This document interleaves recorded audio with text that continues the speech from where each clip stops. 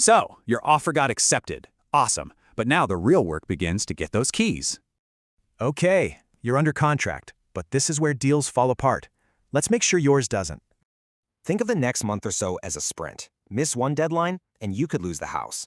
So here's what that sprint looks like. Each step is structured, and it's all designed to protect you. All right, Act 1, the first 10 days. You've got to prove you're serious. Two things are absolutely key. First up is your earnest money. It's basically a deposit that shows the seller you're all in. So, how much are we talking? Usually, it's about 1 to 3% of the home's purchase price. And this is huge. You have to deposit this money fast, like within 3 days. Don't be late. Now let's talk about your escape hatches. These are called contingencies, and they let you walk away safely.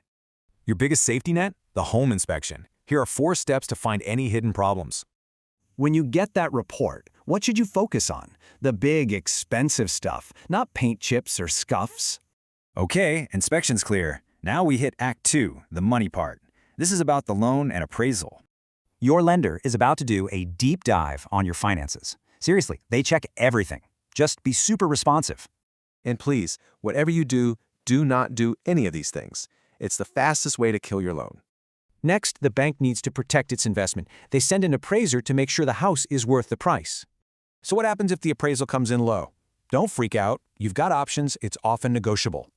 We're in the home stretch now. This final act is all about tying up loose ends. No surprises. This is when you do final checks for hidden legal or money traps, like with the property title or HOA. Right before you sign, you get one last look at the house. This is your final walkthrough. It's critical. Seriously, never skip this step. Make sure repairs are done and the place looks just like you remember it. By law, you get your final numbers 3 days before closing. Your job? Read every single line item.